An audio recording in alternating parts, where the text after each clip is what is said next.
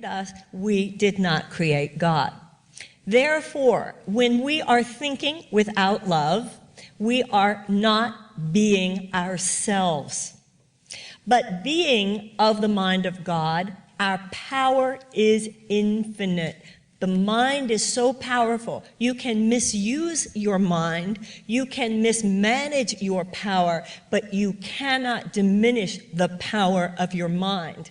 And so it is that every thought we think either serves God, i.e. serves the purposes of love, thereby attracting harmony in our universe, that harmony being the universe of ultimate reality, or the mind does not serve love, i.e. does not serve God, but remains powerful. In that power, however, the power is used not to attract the harmony of the real universe and deliver us experientially to that harmony, but rather the mind is in that moment used to serve the purposes of the illusion. The illusion is that we are separate from one another, and that is hell. That is the ego mind. The fear mind is called in the Course in Miracles the ego mind. And the ego's belief is that we are separate from one another. That is the core belief of the ego. And the way it keeps that core belief in place is by constantly tempting us to judge one another, to find guilt in the other. To the extent to which I find guilt in you, I am attacking you. In the real universe, there is no separation between us. Therefore, if I'm attacking you, I'm attacking myself.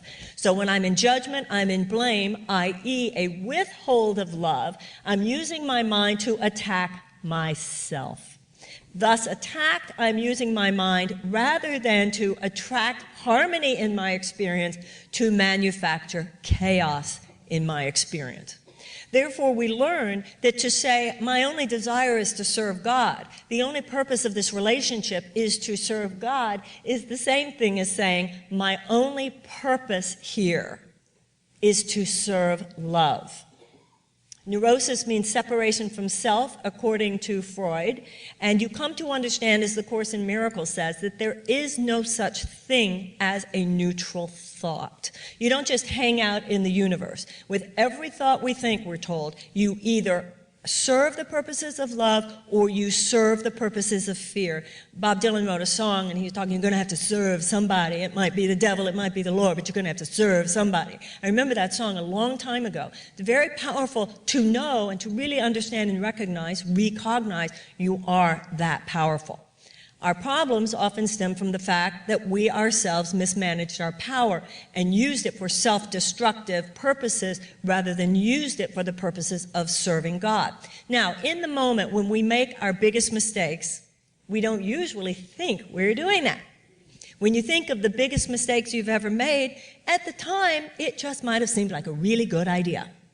And one of the reasons it seemed like a really good idea was because the mind of fear, and the Course in Miracles says, the ego speaks first and the ego speaks loudest. Remember, that is the mindset that dominates the planet. We have been trained into it. Love is natural thinking. Fear is unnatural. However, we are trained into this mindset from such a young age that at a very young age, natural, i.e. loving thought, often feels unnatural.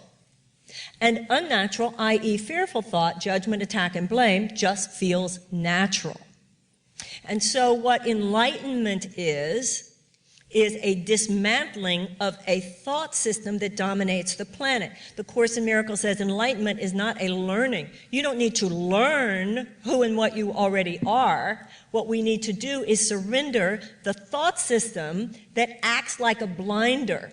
It's like fingers in front of our eyes while we're standing in a very bright room and complaining that it is dark in here. If I do not in any situation say, my goal is to serve God, if I do not in any situation say that, knowing that to say that is to say, I just want to serve the purposes of love, then my ego mind, being very sly and very insidious, never coming up to me and saying, hey, I had the most fantastic self-sabotaging idea. I have an idea that's just sure to piss him off. I have an idea that will blow this on such a level. No. It is our own creative thinking used against ourselves. Your ego is as smart as you.